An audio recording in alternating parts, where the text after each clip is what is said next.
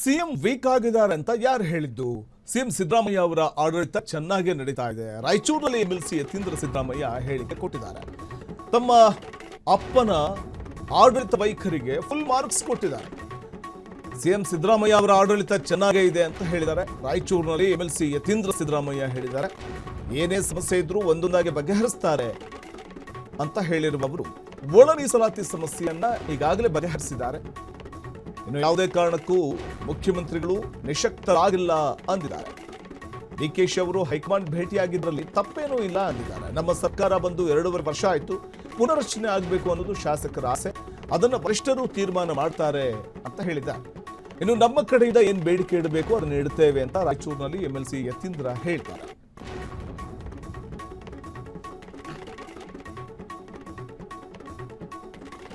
ಯತೀಂದ್ರ ಸಿದ್ದರಾಮಯ್ಯ ಮಾತಾಡಿದ್ದಾರೆ ರಾಯಚೂರಲ್ಲಿ. CM weak ಆಗಿದ್ದಾರೆ ಅಂತ ಯಾರು ಹೇಳಿದ್ದು? ಸಿಎಂ ಸಿದ್ದರಾಮಯ್ಯ ಅವರ ಆಡಳಿತ ಚೆನ್ನಾಗಿದೆ.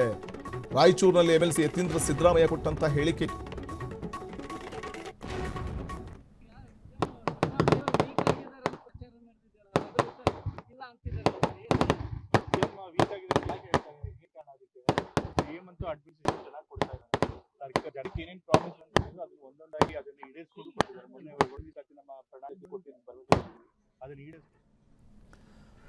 ಇದು ಯತೀಂದ್ರ ಸಿದ್ದರಾಮಯ್ಯನವರು ಕೊಟ್ಟಂತ ಒಂದು ಸ್ಟೇಟ್ಮೆಂಟ್. ಇತ್ತೀಚೆಗೆ ಸಿದ್ದರಾಮಯ್ಯನವರು ಮುಖ್ಯಮಂತ್ರಿಗಳು ಅಸಹಾಯಕರಾಗಿದ್ದಾರೆ ಅನ್ನುವಂಥ ಮಾತು ಕೇಳಿ ಬರ್ತಾ ಇದೆ. ಅದು ದಾವಣಗೆರೆ ದಕ್ಷಿಣ ಕ್ಷೇತ್ರದಲ್ಲಿ ಅಲ್ಪಸಂಖ್ಯಾತರ ವಿಚಾರದಲ್ಲಿ ಕಾಂಗ್ರೆಸ್ ಹೈಕಮಾಂಡ್ ತೆಗೆದುಕೊಂಡಂತಹ ನಿರ್ಧಾರ.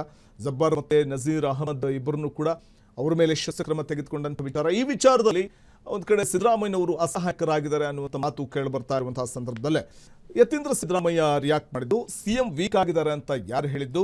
ಸಿಎಂ ಸಿದ್ದರಾಮಯ್ಯನವರ ಆಡಳಿತ ಚೆನ್ನಾಗೇ ಇದೆ ಅಂತ ಹೇಳಿದ್ದಾರೆ. ಏನೇ ಸಮಸ್ಯೆ ಇದ್ರೂ ಒಂದೊಂದಾಗಿ ಬಗೆಹರಿಸ್ತಾರೆ. ಈಗ ಒಳ ಮೀಸಲಾತಿ ಸಮಸ್ಯೆ ಬಗೆಹರಿಸಿಲ್ವೇ, ಸೊ ಹಾಗೇನೆ ಮಿಕ್ಕ ಯಾವುದೇ ಸಮಸ್ಯೆ ಇದ್ರೂ ಬಗೆಹರಿಸ್ತಾರೆ.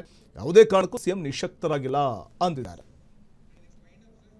ಕ್ಷಣ ಕ್ಷಣದ ಸುದ್ದಿಗಳಿಗಾಗಿ ಫ್ರೀಡಂ ಟಿವಿ ಸಬ್ಸ್ಕ್ರೈಬ್ ಮಾಡಿ, ಲೈಕ್ ಮಾಡಿ ಹಾಗೂ ಫಾಲೋ ಮಾಡಿ. ಹೊಸ ಸುದ್ದಿಗಳ ನೋಟಿಫಿಕೇಶನ್ಗಾಗಿ ಬೆಲ್ ಐಕಾನ್ ಮೇಲೆ ಕ್ಲಿಕ್ ಮಾಡಿ.